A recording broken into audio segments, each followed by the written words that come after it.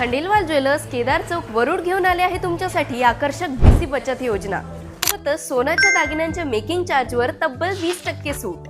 महिन्याला थोडी थोडी बचत करा आणि सरासरी म्हणजेच ॲव्हरेज दराने सोनं मिळवा व आकर्षक बोनसही। म्हणून आजच भेट द्या खंडेलवाल ज्वेलर्स केदार चौक वरुड।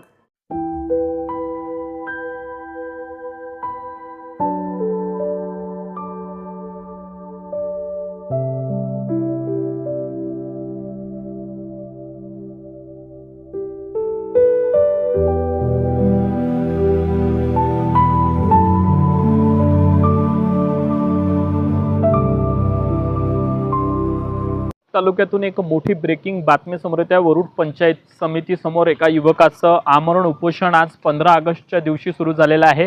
त्यांच्यावर काय अन्याय झालेला आहे आणि त्यांची काय नेमकी मागणी आहे आपण जाणून घेणार आहोत। काय प्रथम तुमचे मुद्दे आहे की तुम्ही या ठिकाणी आमरण उपोषणाला बसले आहेत?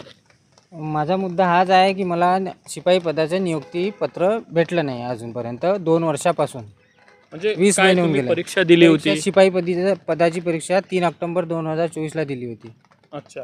त्यानंतर निकाल जाहीर कराले त्याच दिवशी निकाल जाहीर करणं होता, पण सरपंच मॅडमनी निकाल जाहीर नाही केला। अच्छा, मग तुम्ही त्याच्यावर काही हे उचलला होता का मुद्दा? मी उचलला होता, निकाल जाहीर केला काऊन नाही केला बा? तर त्याच्यानंतर समजले की माझी नावाची तक्रार केली। तक्रार नेमकी कशाची? पेपर फुटीची तक्रार सरपंचांनी केली। अच्छा। गावातले 4-5 विद्यार्थी घेऊन परीक्षेला बसणारे त्यांना घेऊन तक्रार केली। अच्छा। स्वतः तक्रार केली। अच्छा। सरपंचांनी। बरं, तुम्हाला वाटते का तुम्ही त्या परीक्षेमध्ये पास झालेले आहे? काय माझ्याकडे व्हिडिओ शूटिंगचं प्रूफ आहे की मी पास झालो आहे, कोणाकोणाला किती मार्क भेटले सगळं रेकॉर्डिंग आहे। व सरपंच, उपसरपंच, ग्रामपंचायत सदस्य, विस्तार अधिकारी आणि ग्रामसेवक यांच्या समक्ष कोणाकोणाला किती गुण मिळाले सांगितलं आहे। माझ्याकडे प्रूफ आहे व्हिडिओ शूटिंगचं। बरं, मग तो तुमच्यावर द्वेष का असा का नेमकी तुमच्या विरोधात तक्रार केली आणि का अजूनपर्यंत त्यांनी रिझल्ट जाहीर नाही केला? जेव्हा परीक्षेचा रिझल्ट जाहीर केला तेव्हाच त्यांना वाटलं की याला लावायचं नाही, कारण सरपंचाचे पतिदेव परीक्षेला होते। अच्छा। त्यामुळे सरपंचाला लावायचं आहे त्या जागेवर आपल्या पतिदेवला। अच्छा। त्यामुळे माझा नियुक्ती नाकारत आहे। बरं, आता किती दिवस झाले तुम्ही ह्या सगळ्या गोष्टीला न्याय मिळवण्यासाठी प्रयत्न करत आहात? मी आता ह्या गोष्टीला झाले 20 महिने। मी पंचायत समिती, जिल्हा परिषद अमरावती वारंवार तक्रारी केल्या, चक्रा खाल्ल्या आणि त्यांनी आदेश देऊनसुद्धा यादी जाहीर करून जो उच्च गुणांकन उमेदवार आहे त्याला नियुक्त करण्यात यावे असे आदेश BDO साहेबांनी पंचायत समितीने चौकशीमध्ये दिले आहे। सुनावणी झाल्या आहे 4, त्यामध्ये पण दिले आहे आणि CO कडे तक्रार 2 वेळा केली, त्यामध्ये सरका आदेश आहे का दीक्षित अरुणराव वानखडे यांना नियुक्तीपत्र देण्यात यावे। तरीसुद्धा यांनी केलं नाही? तरीसुद्धा अजून यादी जाहीर नाही केली आणि नियुक्तीपत्रही दिलं।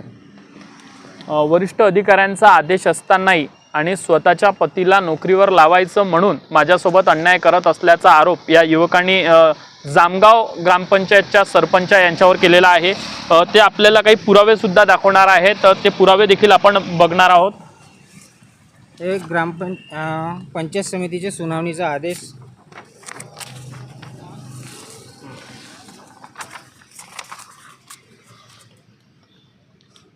पंचायत समिती वरुड यांचा आदेश असा आहे की जामगाव ग्रामपंचायत तालुका वरुड अमरावती येथील शिपाई पद भरती करण्याचे बाबत प्रकरणात चौकशी अंती कुठलाही गैरप्रकार झाला नसल्याचे सिद्ध होऊन सुद्धा सदर पद भरती प्रक्रिया पार पाडण्यास ग्रामपंचायत विलंब करत असल्याचे आढळून आले आहे।